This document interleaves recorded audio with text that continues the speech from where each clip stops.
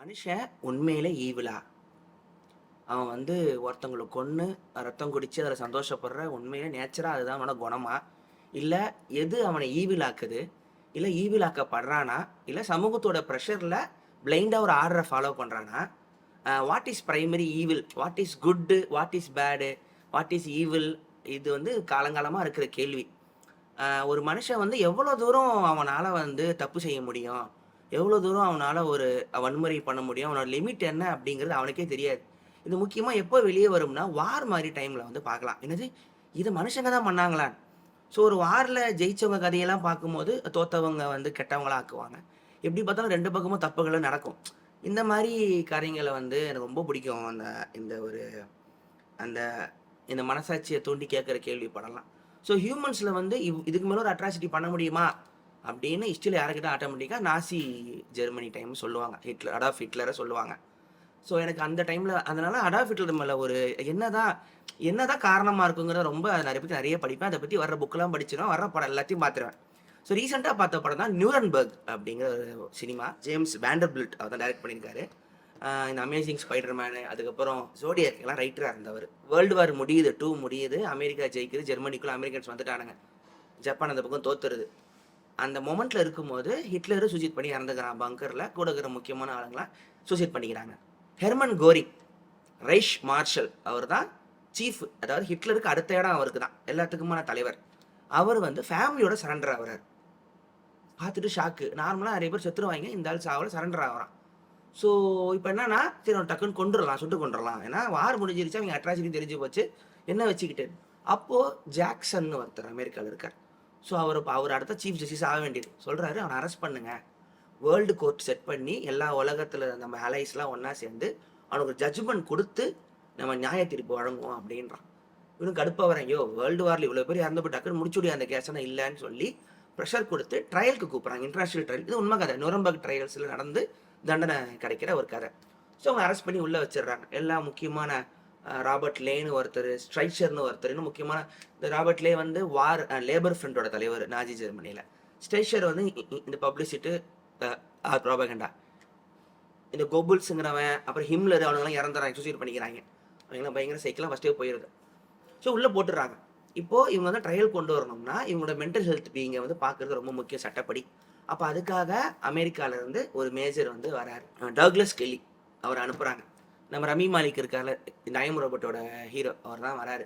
So இவர் யாருன்னா, அமெரிக்காவோட ஆர்மியில இருக்கிற இது சைக்காட்ரிஸ்ட் மேஜர். வாங்க தல கூப்பிடுறாங்க. அவருக்கு யார பார்க்க போறான்னு சொல்லி கூப்பிடல. ஜெர்மனிக்கு போறாரு. கூட அவரோட டிரான்ஸ்லேட்டர் ஒருத்தர் இருக்காரு. அவரோட 2 பேரும் சேர்ந்து வராங்க. உள்ள போய் பார்த்தா, ஹெர்மன் கோரிங்கா அப்படின்றான். சார் அவரா? ஸோ அவன் கெட்டவன். அவன் ஒரு ஆப்போசிட் ஆளு. ஆனா அவன் ஜெர்மனியோட முக்கியமான போஸ்டர் தல. அவன அரெஸ்ட் பண்ணிட்டீங்களா? பார்க்கணுமே நான் ஆர்வமா இருக்காப்ல. யாருன்னா நம்ம இது ரசல் க்ரோ, கிளாடியேட்டர் ஹீரோ தலைவர் தான் ஹெர்மன் கோரிங் பண்ணியிருக்காரு.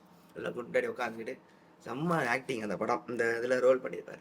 இவன் போய் பார்க்குறான். அவனுக்கு ஒரு ஃபேசினேஷன் இருக்கு சைக்கியாட்ரிஸ்ட்னால. அவருக்குள்ளுக்குள்ள என்ன ஒண்ணு இருக்குன்னா, இத சாக்கா வச்சு இவங்களோட பேசி விஷயத்தெல்லாம் கறந்து தனியா புக்கு போட்டு வித்து காசு பாத்தலாங்கிற பிளான் மட்டும் தான் இவருக்கு இருக்கு. ஸோ அப்படிதான் கதை ஆரம்பிக்குது.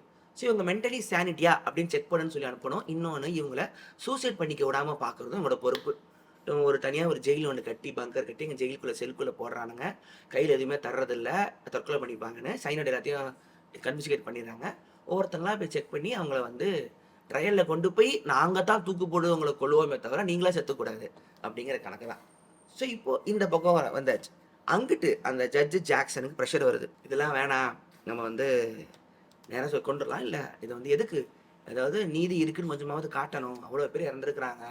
அப்ப அவங்களுக்கு என்னதான் பதில் இருக்கு? அமெரிக்கா தான் செய்யணும். அப்படின்னு சொல்லிட்டு நம்மளும் தான் இவ்வளோ இந்த அட்ராசிட்டி பண்ணோம். இந்த வார்ங்கிற பேர்ல அப்படிமா? இல்ல அது ஒரு பதில் இருக்காது அவர்கிட்ட. ஸோ அவங்க அந்த பக்கம் பிளான் பண்ணி மூவ் பண்றாங்க. இந்த சைக்காட்ரிஸ்ட் டக்ளஸ் கேலி கொஞ்சம் கொஞ்சமா பேசுறாரு. ஆரம்பத்துல தனக்கு இங்கிலீஷ் தெரியாதுன்னு சொல்லிட்டு டிரான்ஸ்லேட்டர் கூடயே வச்சிருப்பாரு. ஜெர்மன்ல சொல்ல சொல்ல இங்கிலீஷ் சொல்ல சொல்ல ஜெர்மன்ல பேசுவார். ஆனா ரமி மாலிக் அ அத கண்டுபிடிச்சிருவான். அந்த ஆளுக்கு இங்கிலீஷ் தெரியுது. நான் சொன்னா ரியாக்ட் பண்றான். வேணும்னே டிரான்ஸ்லேட்டர் வச்சிருக்கான்.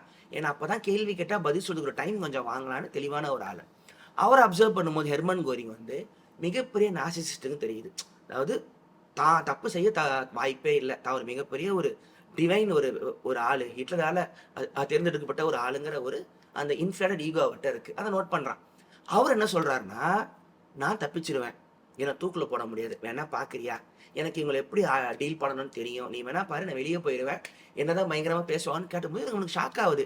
எப்படி இவ்வளோ கான்ஃபிடென்ட்டா இருக்காருன்னு.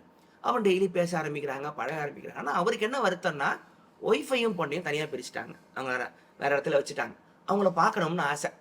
சரி, நான் ஹெல்ப் பண்றேன் அப்படின்னு சொல்லிட்டுன்னு, இவர் எழுதின லெட்டர கொண்டு போய் தர்ற வேலைய இவர் யாருக்கும் தெரியாம பண்றாரு. அவங்கள கண்டுபிடிச்சு. லெட்டர தரேன். ஆனா அப்ப என்ன நடக்குதுன்னா, ருடால்ஃப் ஹெஸ்ஸுங்கிற அடுத்த கமாண்டர். அவனும் ஜெயிலுக்குள்ள வரான். அவன் ஹிட்லரோட மிகப்பெரிய ஒரு பைத்தியம், டிவோட்டி. அவனும் ஒரு மெயினா கொஞ்சம் மென்டலா அந்த ஆளு.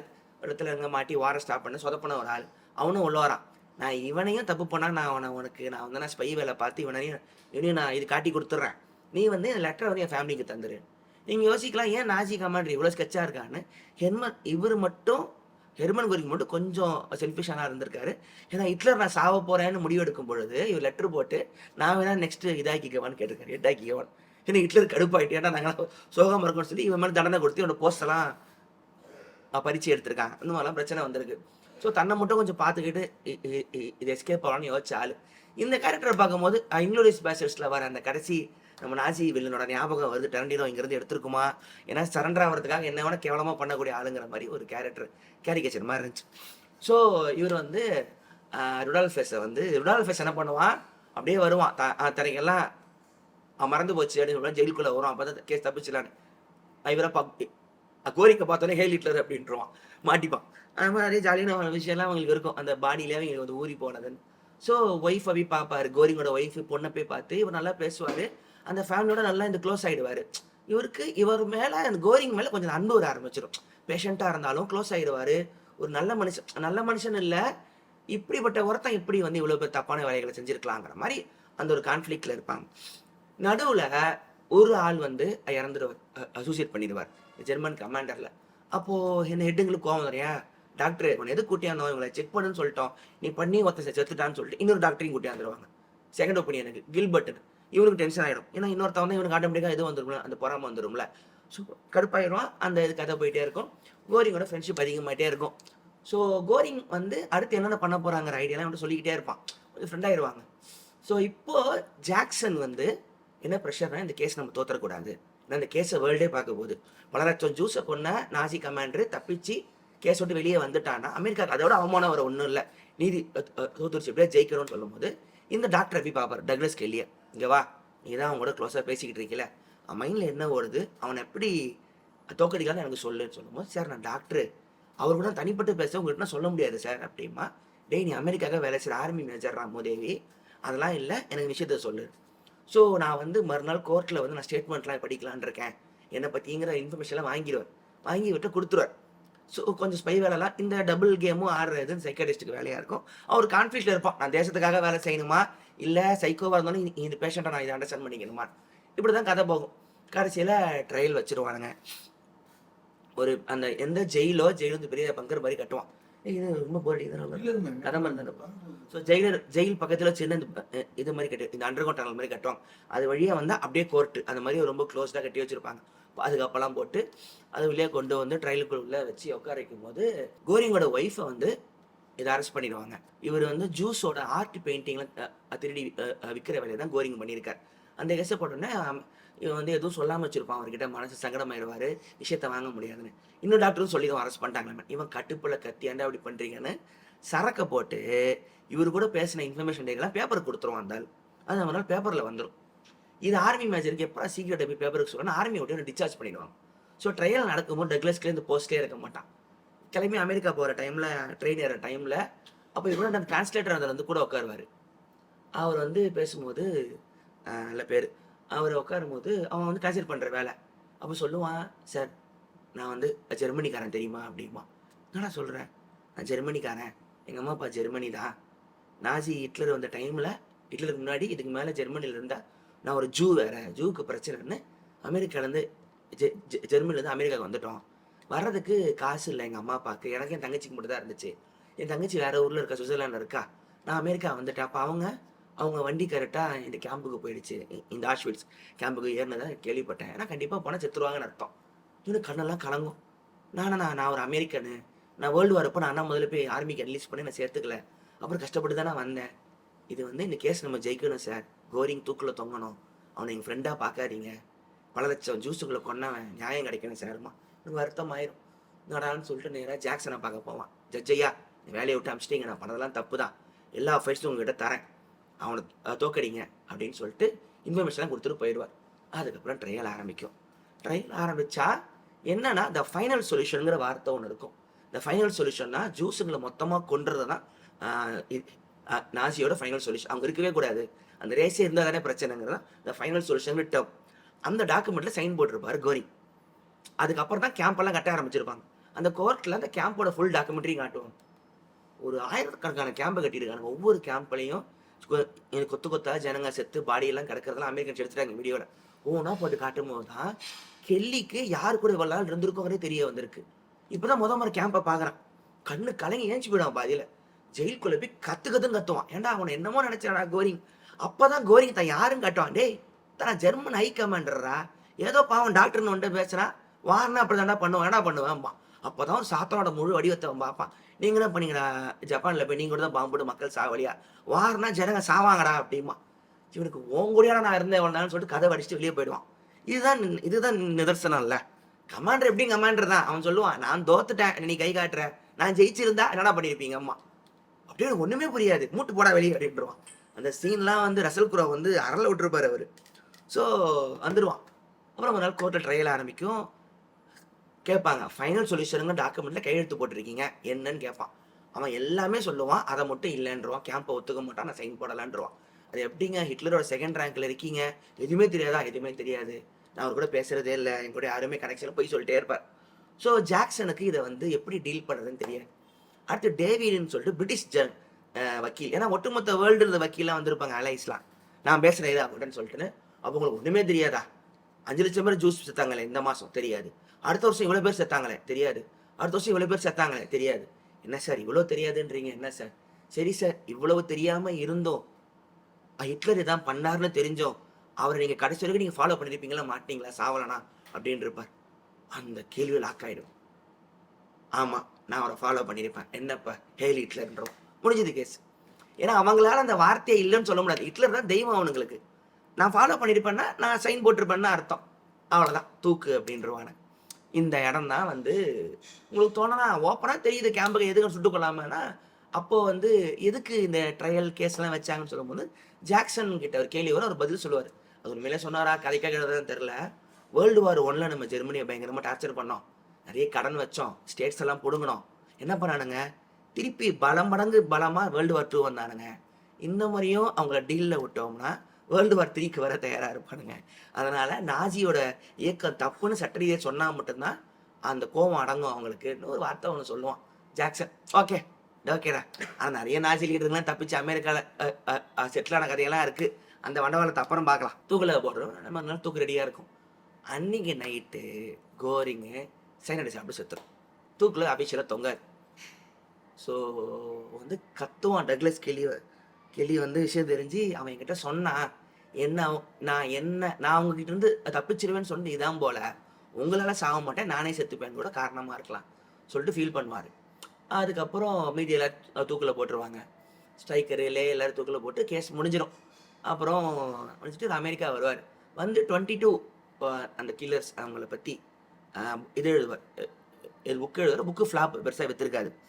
அப்போ அதில் புக்கில் என்ன சொல்லுவார்னா, நான் பார்த்த வரைக்கும் நாஜி மக்கள் இருந்தும் ஸ்பெஷல் மென்டலுங்க, சைக்கோ, சீரியல் கில்லர் குணம்லாம் கிடையாது, உங்களையும் எங்களையும் மாதிரி இருக்கிற சராசரி ஒரு மனுஷங்க தான். ஒருத்தங்க மேலே வெறுப்பு அரசியலை செலுத்தி ஒரு மக்களை, ஒரு நாட்டில் இருக்கிற சில மக்களை தப்புன்னு சொல்கிற சராசரி மக்கள் தான் அவங்க. ஸ்பெஷலான ஒரு கெட்டவங்கலாம் இல்லை, உலகத்தில் எல்லாருமே அப்படி தான் இருக்கும், நம்மளும் அதான் பண்ணுவோம், அமெரிக்காவும் கொஞ்ச நாள் அதை பண்ணுன்னு மாதிரி சொல்லுவோம். அந்த டைமில் அதை பயங்கர ஷாக்காக பார்த்ததில் தப்புன்னாங்க. இல்லை, ஹியூமன்ஸே ஈவில் தான்ப்பா, நாஜி ஒன்றும் ஸ்பெஷல் கிடையாதுங்கிறதா அந்த புக்கு அந்த டைமில் விற்கலை. ஆனால் இன்றைக்கி பார்க்குறோம், நம்ம இன்றைக்கி ஜூக்கு இவ்வளோ வருத்தப்படுறோம். இதே ஜூக்கள் தான் பாலஸ்தீனில் அதே ஜெனசைட் அவங்க பண்ணியிருக்காங்க, இப்போ பண்ணிக்கிட்டு இருக்காங்க காசாவில். ஸோ மனுஷனே இப்படி தாங்கிறது தான் கடைசியில் ப்ரூவ் ஆகுது. சொசைட்டியோட ப்ரெஷரில், சொசைட்டியோட ஃப்ளோவில் ஆசைப்பட்டே தான் நீங்கள் பார்க்குற ஒரு சராசரி டாக்டருங்க, இன்ஜினியருங்க, ஃபேக்ட்ரி ஒர்க் செய்கிறவங்க, கார்பெண்டருங்க, மெக்கானிக்குங்க தான் நாஜி ஆஃபீஸராக இருந்தாங்களே தவிர ஸ்பெஷலாக ட்ரெயின் பண்ண சைக்காட்டிஸ்ட்லாம் யாரும் கிடையாது. ஒண்ணு என்னைய மாரி சராசரி பசங்களா, ஆம்பளைங்களோ, அம்மாக்களோ, அப்பாக்களோ தான் அதில இருந்ததுங்கிற மாரி படம் முடியும். ஸோ இவருக்கு என்ன ஆகுது, டக்ளஸ் கெலிக்கு என்ன ஆகுதுன்னா, புக்கும் விக்கல. இவர் சொல்ற விஷயத்த யாரையும் ஏத்துக்கல.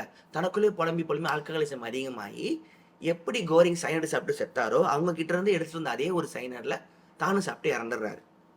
ஜாக்சன் வந்து வார் கிரைமோட முக்கியமான ஒரு வக்கீலாகி, அவர் எழுதின லா படி தான் இப்போ வரைக்கும் வார் கிரைம்ஸ் கேஸ்லாம் போயிட்டு இருக்கு.